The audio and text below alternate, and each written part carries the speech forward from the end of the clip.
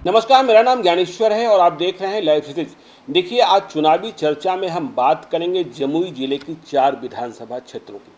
लेकिन तारीख नोट कीजिएगा, 10 जुलाई आज 2020 है। तारीख मैंने जमुई की चर्चा में इसलिए नोट कराई है क्योंकि चिराग पासवान के स्टैंड को लेकर थोड़ा सा कन्फ्यूज़न बना हुआ है। बहुत पुरानी चुनावी चर्चाएं नहीं करेंगे क्योंकि टिकटों की रेस शुरू हो चुकी है, इसलिए नई चर्चा ही करेंगे। बस इतना बता देना चाहते हैं कि जमुई जिले का निर्माण नरेंद्र सिंह ने कराया था। नरेंद्र सिंह आज भी हैं। पिछले जितने चुनाव हुए उसमें नरेंद्र सिंह बड़े फैक्टर रहे, लेकिन 2020 के चुनाव में नरेंद्र सिंह की भूमिका जमुई जिले के विधानसभा चुनाव में गौण होती दिख रही है। कारण ये है कि वे स्वयं थर्ड फ्रंट में है, जो अभी पूर्ण रूप से बना नहीं है, और उनके दोनों बेटे सुमित कुमार सिंह अभी जदयू में हैं और अजय प्रताप सिंह भाजपा में हैं। मतलब पिता पुत्र का पॉलिटिकल डेस्टिनेशन अलग अलग है। तो ऐसे में क्या होना है, देखिए, हमने पहले ही कहा कि चिराग पासवान को लेकर कन्फ्यूज़न की स्थिति है कि उनका स्टैंड क्या होगा। हम ये बात इसलिए कर रहे हैं कि जमुई के सांसद हैं चिराग पासवान, और वे चाहते हैं कि अपने लोकसभा क्षेत्र जमुई की 4 लोकसभा सीटों में से 2 पर वे चुनाव लड़ें। और ये 2 सीटें हैं सिकंदरा व जमुई विधानसभा की। पहले चकाई विधानसभा की बात भी करते थे, लेकिन अब उन्होंने चकाई की चर्चा छोड़ दी है। जेडीयू के समक्ष संकट ये है जमुई में कि आज 4 विधानसभा क्षेत्रों में से किसी भी विधानसभा क्षेत्र में उनके विधायक जीते हुए नहीं हैं। यदि हम क्षेत्रों की बात कर लें तो आपको चकाई और जमुई विधानसभा क्षेत्र में राजद की जीत दिखती है 2015 में, झाझा में भाजपा की जीत है और सिकंदरा में कांग्रेस की जीत है। तो अब हम एक एक विधानसभा क्षेत्र की चर्चा करते हैं, कहाँ क्या सूरत बनती दिखाई पड़ रही है। सबसे पहले चर्चा करते हैं सिकंदरा विधानसभा की। जैसा हमने आपको बताया कि इस विधानसभा क्षेत्र में चिराग पासवान यदि एनडीए में बने रह गए तो वे चुनाव लड़ना चाहते हैं, सिकंदरा नहीं छोड़ेंगे। यहाँ से अभी विधायक हैं कांग्रेस के बंटी चौधरी एलियस सुधीर कुमार, जिन्हें 2015 में 59,092 वोट आया था। तो आज की तारीख में महागठबंधन में वैकेंसी नहीं दिखती है, लेकिन चिराग पासवान का स्टैंड बदलता है तो यह भी तय मानिए कि सुधीर कुमार उर्फ बंटी चौधरी कूदकर जेडीयू की ओर जा सकते हैं। यह चर्चा जो है जमुई के चौक चौराहों पर है, सिकंदरा की गलियों में है। लेकिन चिराग पासवान एनडीए में ही बने रह गए तो बंटी चौधरी कांग्रेस के फिर से उम्मीदवार होंगे, यह बात तय लगती है। लेकिन यहाँ देखिए, राजनीतिक संभावनाओं का खेल है, क्या होगा नहीं होगा। उदय नारायण चौधरी बिहार विधानसभा के पूर्व अध्यक्ष, जो जमुई लोकसभा क्षेत्र भी लड़ना चाहते थे, वे फिर से जमुई और विशेषकर सिकंदरा में कार्यक्रम कर रहे हैं। तो लोगों को लगने लगा है कि क्या उदय नारायण चौधरी भी सिकंदरा विधानसभा का चुनाव लड़ना चाहते हैं, यह एक सवाल है। जेडीयू, देखिए, जेडीयू को यह सीट मिलती हुई नहीं दिखाई पड़ती है, पर ऐसा भी नहीं है कि जेडीयू के भीतर वे लोग नहीं हैं जो सिकंदरा लड़ने को इच्छुक नहीं हैं। देखिए, अब जदयू के पूर्व जिला अध्यक्ष शिवशंकर चौधरी, जिनके पिताजी नगीना चौधरी विधायक हुआ करते थे, वे भी चुनाव लड़ने की इच्छा रखते हैं सिकंदरा से।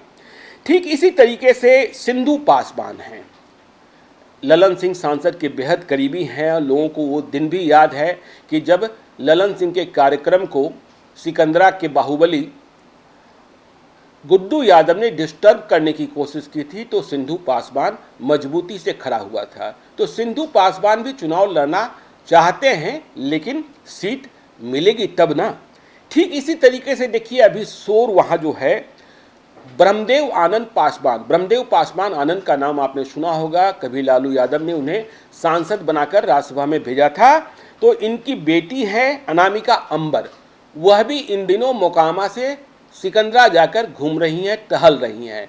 पर सबसे बड़ा सवाल ये कि लोजपा से कौन? सिकंदरा यदि लोजपा लड़ती है तो सिकंदरा से प्रत्याशी कौन होगा? तो देखिए, इंजीनियर आईपी गुप्ता पान महासंघ के अध्यक्ष हैं।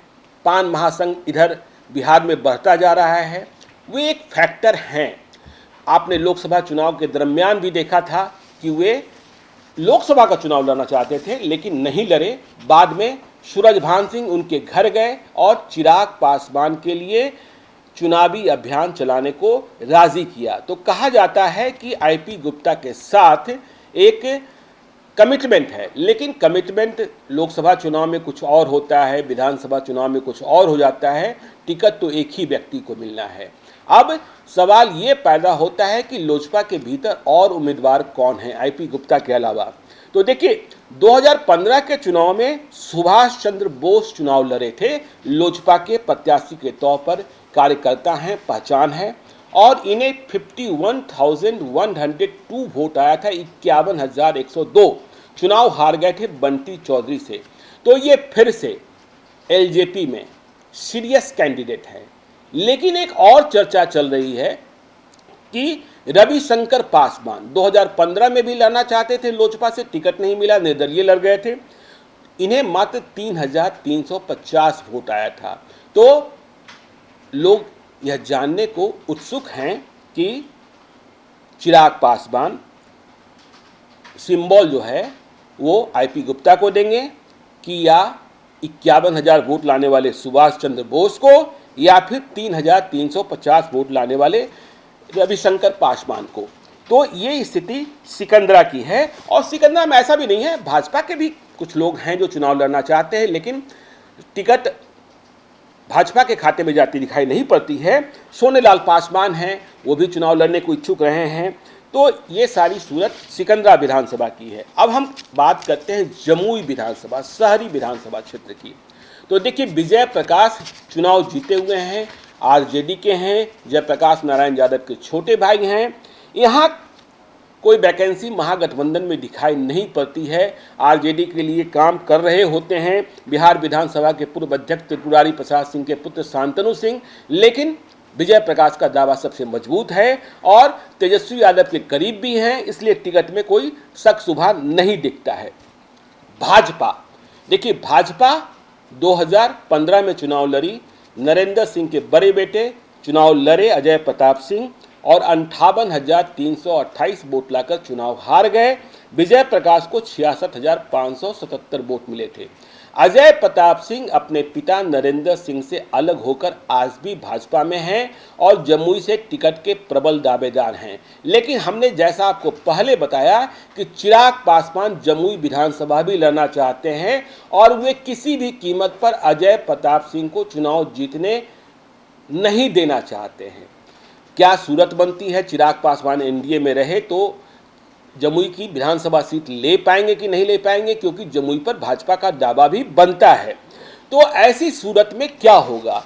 कुछ लोग कहते हैं, जमुई के चौक चौराहों की चर्चा है कि यदि सीट भाजपा के खाते में ही रह गई, चिराग पासवान आखिरी कोशिश करेंगे, तब भी वे इस बात का प्रयास करेंगे कि अजय प्रताप सिंह को टिकट नहीं मिले। वे चाहेंगे कि भाजपा ही लड़ती है जमुई, तो वे टिकट की सिफारिश प्रकाश भगत और विकास सिंह के लिए कर सकते हैं। प्रकाश भगत भाजपा में हैं, लेकिन लोजपा सांसद चिराग पासवान के सांसद प्रतिनिधि हैं। तो ये दोनों नाम जमुई की चर्चा में है, इस बात का ख्याल रखिएगा, क्योंकि चिराग पासवान की प्राथमिकता अजय प्रताप सिंह को पराजित करना है। यदि यह सीट एलजेपी के खाते में आ गई जमुई विधानसभा क्षेत्र की, तो सबसे बड़े दावेदार जो हैं वो रुबेन कुमार सिंह हैं, जो लोजपा के जिला अध्यक्ष हैं और पूर्व विधायक सुशील कुमार सिंह के बेटे हैं। लोजपा के खाते में आई तो इनके लिए पैरोकारी होगी, ये स्थिति है। पर एक चर्चा यह भी है, जैसा मैंने आपको पहले बताया, कि जमुई जिले में एक भी सीट जदयू ने जीत नहीं रखी है। और जदयू के सामने एक समस्या यह भी है कि दामोदर रावत, जो 2015 में झाझा का चुनाव हार गए थे, बड़े नेता हैं जमुई में जदयू के सबसे बड़े नेता, उनका एडजस्टमेंट कहाँ हो। तो जदयू यदि यह सीट ले जाती है किसी तरीके से, जिसकी संभावना कम दिखती है, तो दामोदर रावत भी जमुई शिफ्ट हो सकते हैं, ऐसी चर्चाएं लोग करते हैं। यह जमुई की चर्चा है। ठीक इसी तरीके से अनिल सिंह बहुत पैसे वाले हैं, कहाँ कहाँ इंजीनियरिंग कॉलेज है, क्या है, मतलब पैसा का खेला है। तो ये भी अभी रालोसपा में है, चुनाव लड़ना चाहते हैं जमुई का, उपेंद्र कुशवाहा के साथ हैं और इन्होंने 2015 में भी चुनाव लड़ा था। तो ये जमुई विधानसभा क्षेत्र की सूरत इस तरीके से बनती बिगड़ती दिखाई पड़ती है। सिंबल किसके किस्मत में जाती है, यह देखने की बात होगी। अब हम बात कर लेते हैं झाझा विधानसभा क्षेत्र की। झाझा विधानसभा क्षेत्र से अभी रविंदर यादव भाजपा के चुनाव जीते हुए हैं। 2015 में 65,537 मत आए थे और हारने वाले जदयू के दामोदर रावत को 43,451 वोट आए थे। लेकिन याद रखिएगा, यहाँ 2015 में तीसरे नंबर पर रहे विनोद प्रसाद यादव 20,745 मत लाए थे और निर्दलीय थे। अबिद कौसर बसपा से लड़े थे, 11,444 मत लाए थे। तो झाझा में बात फंसी हुई है। सीट तो भाजपा की है, सीटिंग है, लेकिन जदयू के समक्ष यह यक्ष प्रश्न है कि दामोदर रावत का एडजस्टमेंट कहाँ हो। क्या जमुई में कहीं भी जदयू चुनाव नहीं लड़ेगा? दामोदर रावत मन से झाझा ही लड़ना चाहते हैं, उनकी सेकंड प्रायोरिटी जमुई हो सकती है, लेकिन यदि उनसे कोई पूछे तो वे झाझा ही लड़ना चाहते हैं। तो झाझा में भाजपा और जेडीयू के बीच बात फंसी हुई है और कहा यह जा रहा है कि बड़ा फैसला होना है। अब महागठबंधन, देखिए दामोदर रावत और सिटिंग एमएलए रविंदर यादव दोनों एनडीए के पार्ट हो गए। जदयू और भाजपा में कोई झगड़ा दिखता भी नहीं है, मतलब राज्य स्तर पर झाझा को लेकर जो बात बन जाए। तो महागठबंधन को यहाँ नया उम्मीदवार देना है। तो नए उम्मीदवार के रूप में राजद से जिस शख्स की चर्चा हो रही है वे विनोद प्रसाद यादव ही हैं, जिन्होंने 2015 के चुनाव में निर्दलीय चुनाव लड़कर 20,745 मत हासिल कर लिया था। इनकी चर्चा है। दूसरे एक और श्रीकांत यादव हैं, पैक्स से जुड़े हुए हैं, वे भी लगे हुए हैं। यहाँ एलजेपी, देखिए टिकट होना नहीं है, लेकिन एलजेपी में पुतुल सिंह मतलब दिग्विजय सिंह के भतीजे हैं राष्ट्रदीप सिंह, उनकी चर्चा भी लोग करते हैं चुनाव लड़ने वालों में। तो ये झाझा की सूरत है। आगे क्या होगा यह भी जब समय आएगा तो आपको हम बताएंगे। देखिए चकाई विधानसभा क्षेत्र जो बिहार झारखंड में बिहार की सीमा का अंतिम विधानसभा क्षेत्र है, वहाँ सबसे बड़ी लड़ाई है। सबसे बड़ी लड़ाई इस रूप में है कि यह सीट जो है अभी सिटिंग आरजेडी की है। स्वर्गीय फाल्गुनी प्रसाद यादव की पत्नी सावित्री देवी चुनाव जीती हुई हैं। 2015 में यहाँ सुमित कुमार सिंह, नरेंद्र सिंह के छोटे बेटे जिन्हें बिक्की सिंह के रूप में भी जाना जाता है, वे चुनाव हार गए थे निर्दलीय। सावित्री देवी को 47,064 वोट आए थे और सुमित कुमार सिंह को 34,951 वोट आया था। 2015 में लोजपा ने यहां से विजय कुमार सिंह को लड़ाया था जो 28,535 मत लाए थे। अब ये बात कही जा रही है कि चकाई की सीट छोड़ने को लोजपा तैयार है। 2015 में सुमित सिंह विजय सिंह की आपसी लड़ाई में सावित्री देवी चुनाव जीत गई थी। तो अब ये सीट तो देखिए महागठबंधन में आरजेडी के खाते में ही रहेगी। अब उम्मीदवार सावित्री देवी स्वयं होंगी या उनके बेटे विजय यादव होंगे, यह देखने वाली बात होगी, या कोई अंतिम वक्त में राजद यहाँ नई चाल तो नहीं चल लेता है, क्योंकि सुमित सिंह चकाई में एक फैक्टर हैं अपने प्रभाव के कारण। आज उनका प्रभाव अपने पिता से भी अधिक बढ़ा हुआ दिखता है, क्योंकि वो क्षेत्र में सक्रिय रहते हैं। तो इस तरीके से, और जदयू के समक्ष संकट ये है, संकट हम यह भी कह सकते हैं खत्म होने की तरफ भी है, कि चकाई लड़ने वाले जितने उम्मीदवार हैं वो जदयू में आ गए हैं। संजय प्रसाद राजद के एमएलसी थे, जाति से भूमियार हैं, वे राजद छोड़कर जदयू में शामिल हो गए। वे भी चुनाव लड़ना चाहते हैं चकाई में, और कहा जा रहा है कि उनके साथ कमिटमेंट भी हो गया है। जब उनके साथ कमिटमेंट हो गया है तो सुमित कुमार सिंह क्या करेंगे, जो अभी चिराग पासवान के खिलाफ नीतीश कुमार के मन के मुताबिक बैटिंग कर रहे हैं। विजय कुमार सिंह जो 2015 में लोजपा के उम्मीदवार थे, वे भी जदयू में ही आ गए हैं, ये क्या करेंगे। तो ये चकाई की लड़ाई फंसी हुई है। चकाई में उम्मीदवार, देखिए महागठबंधन के खिलाफ उम्मीदवार कौन, यह बात तय होनी है। संजय प्रसाद जदयू से हैं लग रहा है, सुमित कुमार सिंह भी मैदान नहीं छोड़े हुए हैं, और विजय कुमार सिंह, एडजस्टमेंट कहाँ होगा भगवान मालिक है। और यदि हम 2015 की बात करें तो जोबन हासना ये बसपा से चुनाव लड़े थे और 11,065 मत ले आए थे। ठीक इसी तरीके से देखिए, ये यहाँ आदिवासी बहुल क्षेत्र भी है, आदिवासी की बहुलता है, तो यहाँ पृथ्वीराज हेम्ब्रम, इनकी चर्चा भी फिर से हो रही है। पहले भी चुनाव लड़े हैं, कहा जाता है कि इन्हें एक बार जमुई के सबसे प्रभावशाली नेता ने चुनाव के संकट को दूर करने के लिए जेल भी भिजवा दिया था। तो ये सारी सूरत चकाई की है, चकाई की लड़ाई फंसने वाली है। फैसला जमुई में ये होना है कि जदयू को कौन सी सीट मिलती है। नरेंद्र सिंह का प्रभाव गौन होता दिखता है, क्योंकि थर्ड फ्रंट का कोई प्रभाव अभी तो कहीं दिख नहीं रहा है। और जब उनके दोनों बेटे अलग अलग पार्टियों से चुनाव लड़ने को बेताब हैं, तो वे स्वयं किसकी पैरोकारी करेंगे। और लोजपा, चिराग पासवान का स्टैंड क्लियर होने दीजिए, फिर यह बात स्पष्ट होगी कि जमुई जिले की 4 विधानसभा क्षेत्रों में उन्हें कौन सी सीट लड़ने को मिलती है। क्या वे सिकंदरा और जमुई साथ लड़ पाते हैं या सिर्फ एक सीट मिलती है। दामोदर रावत का एडजस्टमेंट क्या होता है, यह भी महत्वपूर्ण बात है। तो आज जमुई जिले की चर्चा, फिर किसी जिले की चर्चा के साथ हम आपके सामने हाजिर होंगे। आप बने रहिए लाइव सिटी के साथ। यदि अब तक आपने हमारे यूट्यूब चैनल को सब्सक्राइब नहीं किया है तो जरूर कर लीजिएगा, और यदि इस वीडियो को फेसबुक के माध्यम से देख रहे हैं तो पेज को लाइक कीजिएगा, ट्विटर पर भी हमें फॉलो कीजिए। धन्यवाद।